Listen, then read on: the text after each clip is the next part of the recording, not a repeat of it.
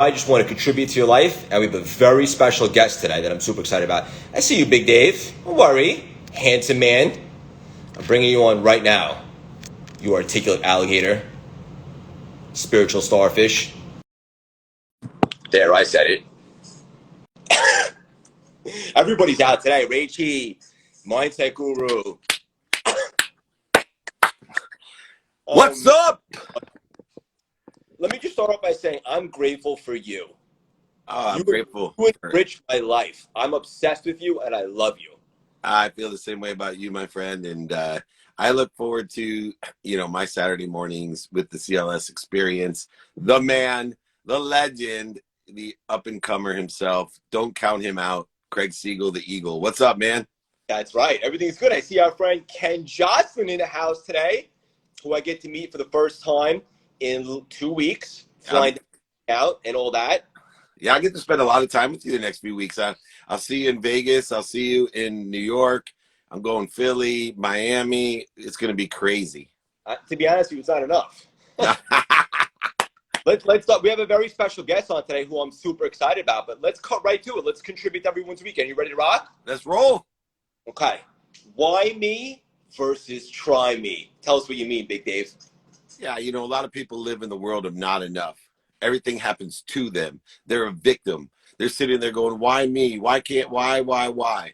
And what happens is when you have these indicators that you have a better place to be, and there seems to be a struggle, a pain, a setback, a failure, a mistake, that's when that's the last time you ask, why me? You take full accountability and you say, try me, bring it on. Here I go. I'm going to accelerate, expand, grow, compound in my own interest, not other people's interest, not what's missing, not what's not there, but I'm going to try me. In other words, pursue my potential. This is an opportunity to be my higher self and show my higher self to myself. Yeah. So basically, you're never a victim. No matter what happens, you always take accountability and responsibility, and you embrace adversity. Exactly. And you expand, accelerate, and grow from it. Pretty simple. We'll do one more last cutie, and then we'll bring on our guest. Be humble, ask for help. This is something that I've learned most recently, and it's paid dividends. A lot of people don't want to do it for whatever reason. Why is that, and why should they do it? Let me just tell you this, and it's something that I've learned over the years. As much as you think you've learned it, you haven't learned it. Let's talk about a month from now, 2 months from now. Asking for help is a process. It's an onion. You got to peel off each layer as you reach further and further into humility that you don't even know how much you're missing. You don't even know right now, Craig, that you're asking for crumbs. You're asking for crumbs. You think you're learning about asking for help. I've been on a journey of humility for 16 years. Out of ignorant arrogance came ignorant humility, where I don't know what I don't know, and I'm going to find the people, be more interested than interesting. Find the people who sit in the situation and ask them for help. People ask me all the time, what's the number one piece of advice you give to your 18-year-old self? I tell you, it's the same piece of advice that sits on my nightstand, sits on my screensaver, and it sits here today on the CLS experience, and that is ask for help. Radical humility. Live your life not in ignorant arrogance where you think you know what you don't know, but you don't know what you don't know. So be humble. Ask for help. Ask bigger, ask brighter, ask enough, ask more times, ask for help. And I promise you, the universe will respond and you will be able to provide more help to others as well. If we didn't have an unbelievable guest come on right now, I would have to end it with the mic drop after that one. What does your hat say? Run, mate. Run, R-U-N-D. Speaking of running, talk about that privately. I wore this for you. I'm sending it to you or giving it to you when I see you in Vegas. Oh my God. What's up, Brianna? I see you. Everybody's out today. We're gonna bring Rach, Jesse, all the beautiful ladies out there, all my friends, Lori. Do we have any guys that like us? Where's Jakey Bakey? Oh, he's on a plane. I get it. Where is Jakey Bakey? He's on a plane to Detroit. I'm Royal at the Detroit Athletic Club tomorrow morning before the game with Jason Waller, the baller, my man. Where are you gonna be? The Detroit Athletic Club. I'm going to the Lions and Ravens game with the baller Waller. Oh my goodness, look who's here. There she is. You didn't even warn me. She just popped out of nowhere. It's like a genie in the bottle. How you doing? I'm super excited to catch you today. I'm a fan. Dave, before she even speaks, give this lady the intro she deserves. I can't do that, but I'll give her the intro that I can. And because I'm on the pursuit of my potential, and she is my chief potential officer, spiritual guide for all business empires, AKA the Royal Shaman. And Makosi, she is beautiful inside and out. And she has, talk about transformation. I myself had gone through a similar transformation, and I thought I had challenged myself, but nothing compared to the incredible Royal Shaman herself at the Royal Shaman. She's amazing. So welcome, Makosi. You are in the presence of funness and craziness. Thank you for joining us. How you doing? Oh, I'm fabulous. Thank you guys so much for having me. This is just like giving me all the like delicious, juicy, scrumptious vibes for this Saturday morning. Like, what could be better? We love your vibe. Let's dive right in. You ready for us? Yes, let's do it. Okay. Makosi, you talk about often activating abundance. I think it's so cool the way you articulate. I love those eyebrows. You see that? She's like, tell the audience who may not be familiar with you what you mean by activating abundance and how to do so. Yeah. So every time that I speak about abundance, so often everyone just automatically goes directly to money. And as I'm sure both of you know, money is just a byproduct of perceiving abundance in all aspects of our lives. And so when we're talking about activating abundance, the way that I perceive it is that at any given time, the universe, God, always has right within reach new levels of abundance for us to access. But we are the ones who have to just be able to see it. And so we start by actually looking at it. Most of us are wired as human beings. It is a survival mechanism that we're wired to see everything that's going wrong. What are the challenges? What are the problems, right? And we get hyper focused on that. But when we can pull back and look from a more holistic space and look at, wow, where is the abundance in my life right now? And the more we focus on that, the more it grows, ultimately showing up in abundance of new relationships like these, right? New opportunities, events, everything that is just absolutely joyous and euphoric about life begins to flow in without us having to hustle and force and push our way so much. Makosi's got gems today, Big Dave. She's amazing. Well, she knows the energetics of euphoria herself and understands the philosophy of allowance, and that we use our own energy to clear the way. We don't use it to go get things. And so the idea of abundance requires two currencies. So most people, the energetic of this time that we live in, the man-made construct of time, the 24 hours of activity that we're given, is money. Money is a currency. It's an object of energy we get into the flow to get material goods. And so that's why people focus in on that when we say the words abundance. But when you have the second one, which is called faith, and both Makosi and I have gone through a journey of faith, whether it's Source, God, Jesus, Muhammad, Joseph Smith, Buddha, it doesn't matter. But faith itself is a currency. Faith is an object of energy that we put into the flow. The only thing is the shopping mall is much bigger than Amazon. Amazon's a great place to get all products, material goods around the world, but there's a bigger Amazon, and that Amazon is infinity. It's everything. And abundance allows us to go shopping for the right things with the right reasons if you put your faith into the right things for the right reasons. And so that's why it's so important for us to pay attention to, as Makosi was suggesting, and give our intention to what we think, say, do, believe. Understanding, and is an area I want to ask Makosi about, understanding our energetic and genetic inheritance, our DNA, our genomes that have been programmed with personalities, characteristics, obsessions, and addictions that actually interfere with the allowance, right? The allowance of everything for everyone.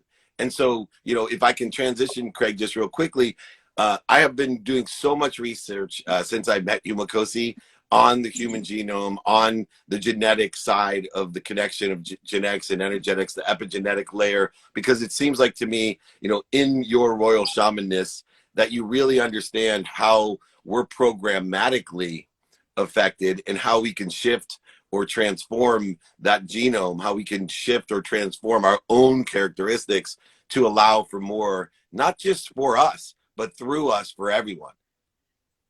Yeah. So what's really interesting is so many of us operate from our mind. We're consciously aware of, what we think it is that we want. And usually this is a result of conditioning, right? Maybe we grew up in a family where something was glorified, or we grew up in a culture where another thing was glorified. And so we begin to condition, and our mind begins to focus on pursuing those, right? And then we have in our DNA the residue or the residual memory coming from ancestral lineage, but also from our own lives, our own childhoods and experiences, where we perceived certain traumatic events, or they're really events that we perceived in a certain way that then imprints us on a genetic level or an unconscious level, where now we are creating a reality to avoid whatever that experience was in the past. So it's really crucial that we begin to bring all of that unconsciousness, those unconscious patterns, into our conscious awareness. And so I personally believe in a both and paradigm, an integrated paradigm, where we are both using our God-given creatorship, and also operating in submission or humility to divine will. And when we bring both of those wills together, what ends up being created is something beyond our imagination. But we have to be able to get out of our own way in order to allow and receive that. Does that make sense? Oh yeah, for me. I love the way she didn't even blink when I was bringing my heightened intelligence and awareness to her. She didn't even blink, just went and said, oh yeah, I get what he's talking about. Everyone else is like, what the hell is he talking about? To be honest with you, the only negative thing going on in my life today is that we don't have 10 hours for this conversation. But Makosi, I wanted to ask you, another thing that I saw that you said, that the way it's worded is so sexy and it really hits home to me, is resistance is the gateway drug to identify where more alignment is. Oh, wow. Yes. I hadn't heard that one, man. That's awesome. Yeah. So I have to share a little bit about that. Mainly because I come from the spiritual realm, but also just in personal development, period. We are so wired to just chase what feels good, right? So we spend our entire lives chasing the next goal, chasing so on and so forth, where eventually we hopefully create what it is that we deemed as success. And this is where I meet people at this point, because now they have everything that they thought was going to make them feel good, and yet they're miserable and really desiring depth. And so the way that you get depth is by leaning into what you are resisting, what you are most afraid of. That is where the other 50% of your potential is, but most people are way too afraid to embrace getting comfortable with the uncomfortable.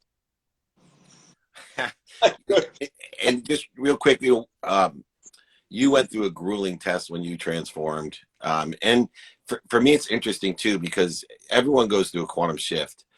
You went through one very young. And sometimes I think that I went through my quantum shift younger than most men because of the monetary success that I had, that I was able to accelerate what for me is that quantum being, and understand and go through more in a shorter period of time. But for you, why is it essential to be reborn, in a sense, to go through grueling spiritual tests? People who, whether they are addicts or have had financial, like you and I, super success at a young age, there's something extraordinary that occurs.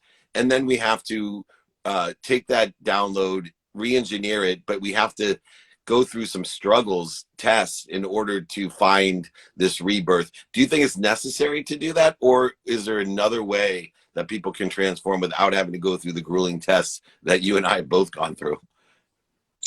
Yeah, I mean, I don't think it's necessary. However, I think most human beings are human. Most, there are some hybrids. I'm a big alien Yeah. hybrid person, so not everybody's human anymore. Yes. Like So Siegel's an alien. I do think, yes, I'm totally picking up those alien vibes. Thank you for leaving your green skin off screen Yeah, before thank we popped on.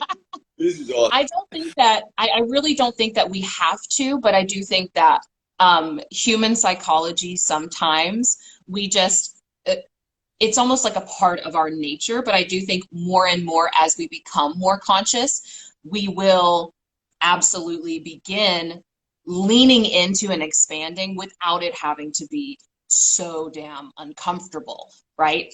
But I think that part of the issue is so much of us, like so many of us want that to be true.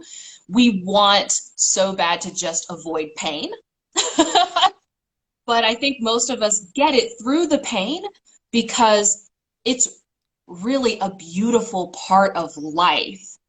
And when we can embrace that our capacity to experience abundance is built in being able to fully experience what it means to be human. The extreme of success, love, joy, bliss, so on and so forth. And also the grief, the tragedy, the pain, the heartache, right?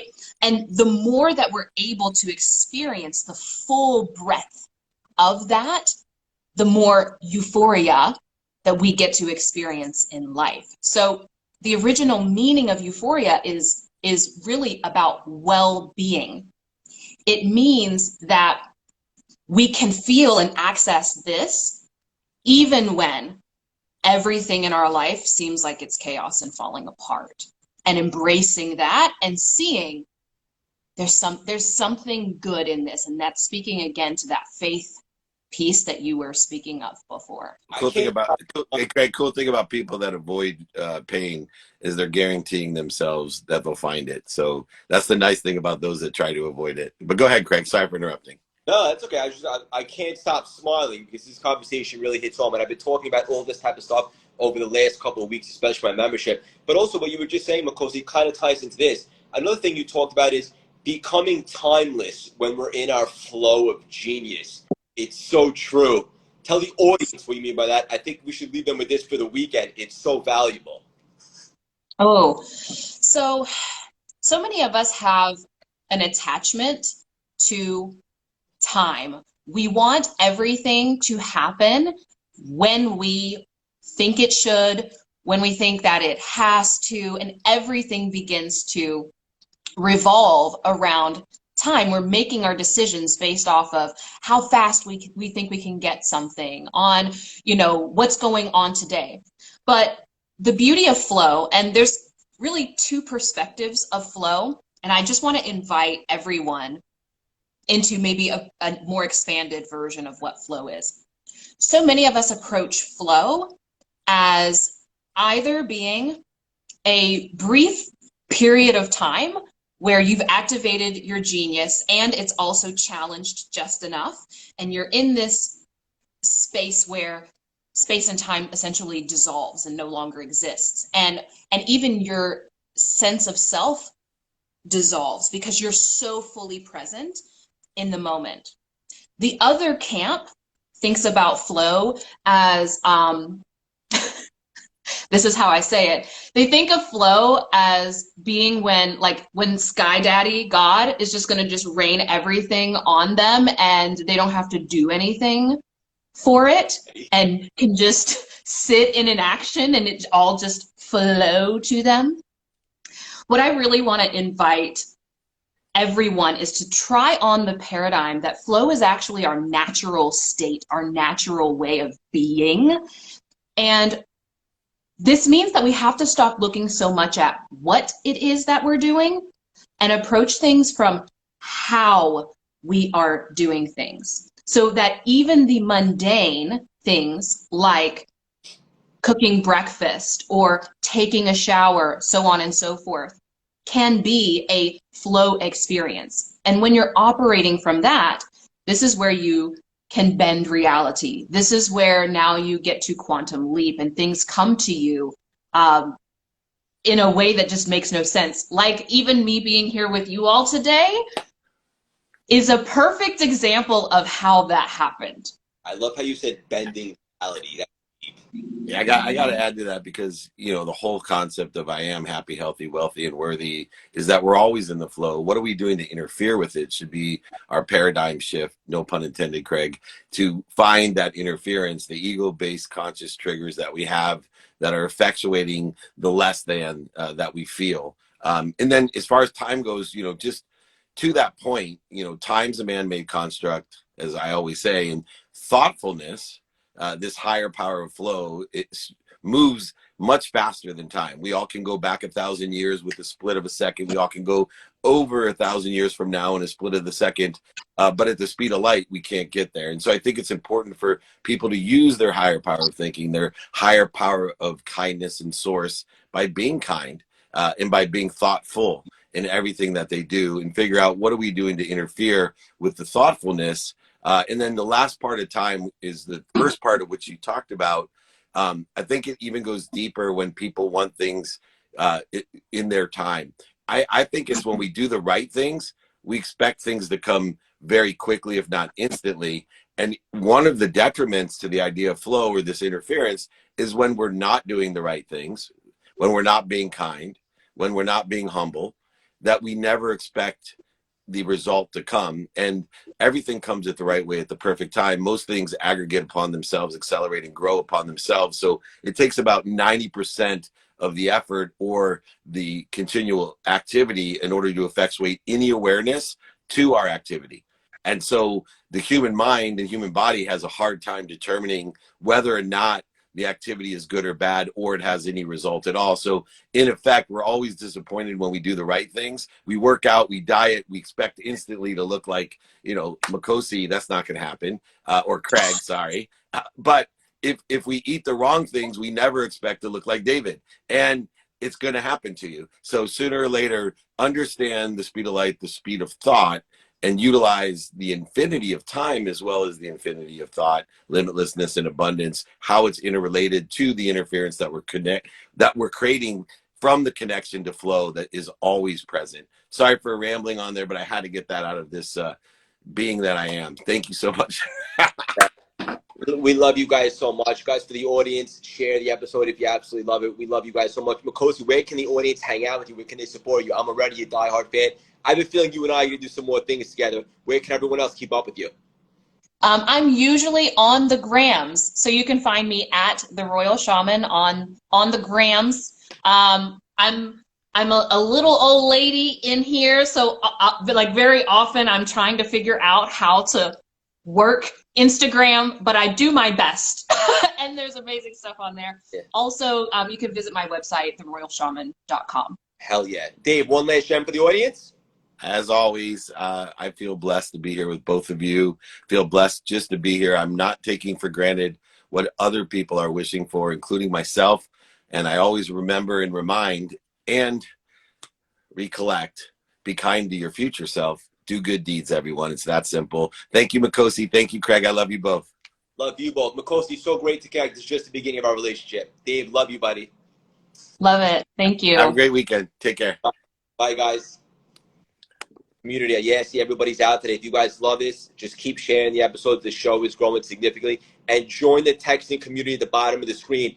Daily inspirations, training, access to the biggest and brightest on the planet with the mindset, the inspiration, the law of attraction.